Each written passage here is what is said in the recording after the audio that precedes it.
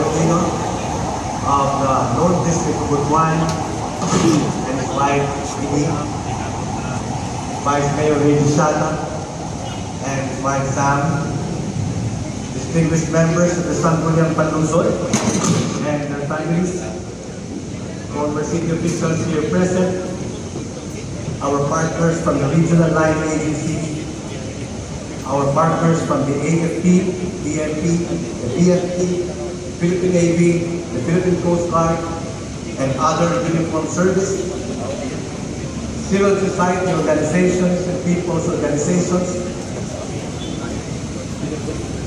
members of the judiciary and the prosecution service, members of the academy, our 86 UNO. It is impossible to speak of development when households continue to struggle for access to clean water. That is why we accelerated the expansion of potable water systems across our rural barangays. Water supply projects were implemented across various rural barangays, encompassing the construction and expansion of water systems. While several projects have already been completed, others remain under implementation.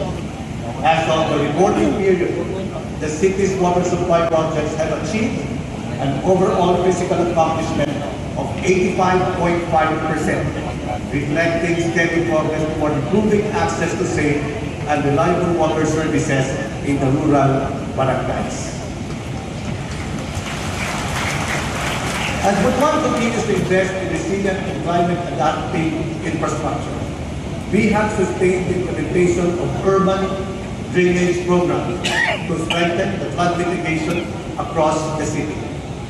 Now, in the 7 and 8 phases, this long-term initiative reflects our unwavering commitment to protecting our communities from flooding and ensuring that our drainage system keeps pace with the city's continuing growth. Through these investments, we are improving stormwater management, reducing flood risks, and making our neighbors safer and more resilient. Doon, kung mataas magaling ang tubig during extremely heavy rains, what we experience is runoff water that subsides in an hour or less after the rains. Gone are the days when flood stays for days or even weeks. As communities grow, so must the places where livelihoods flourish. Every morning, thousands of vendors and consumers gather at the Lagihan Market. It is a place where hard work meets opportunity, where families earn their living, and where the local economy comes alive.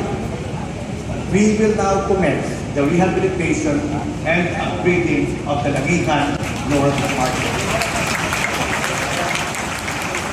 With an initial investment of 120 million pesos, we will transform it into a cleaner, safer, and more modern public market.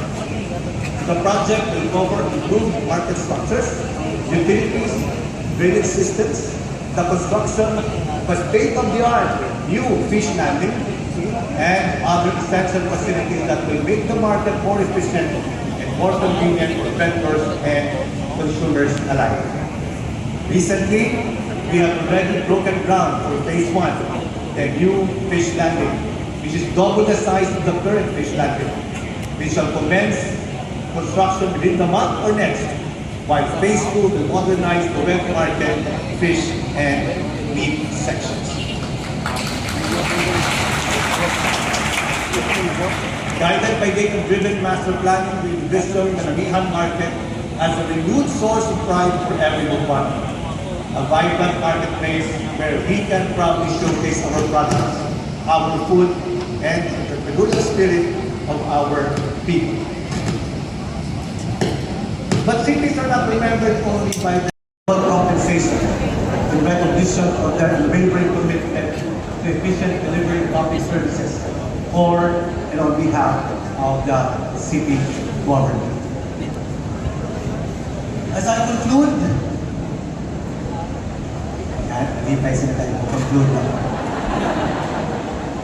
as I conclude this State of the City address, allow me to express my deepest gratitude to the many partners who have journeyed with us over the past year. The story of the Balangay has never been the story of the person or one person steering a destiny. It has always been the story of a people moving together, each one contributing to a shared destination. The progress we celebrate today is the result of that same spirit of Balangay. To the members of the 17th Sangguniang Panglunsod, under the leadership of Vice Mayor Rinaldo Disiata, thank you for your steadfast legislative support in making possible the programs, reforms, and initiatives that have brought meaningful and lasting impact to our people. To Representative Jose Choboy Aquino, thank you for securing vital national support for education, healthcare, social welfare, and infrastructure, and for championing impactful legislation for the people of the Lone District of Butuan. To our regional line agencies, barangay officials, civil society organizations, people's organizations, community leaders, and partner academic institutions, thank you for your partnership, dedication, and unwavering commitment to building a stronger, more resilient, and more inclusive Butuan. To my partners in the city government, the department heads, and to every employee and staff working with us, salamat kaniyaw kung going the extra mile in our journey for the betterment of our beloved city. Salamat sa inyong pag-antoy when I hold meetings until the wee hours of the evening, which actually happen regularly rather than seldom. I thank every good one of you for your trust, your resilience, and your belief that together we can build a better city. Above all, we are most grateful to the Almighty for the unfailing guidance and for the wisdom and strength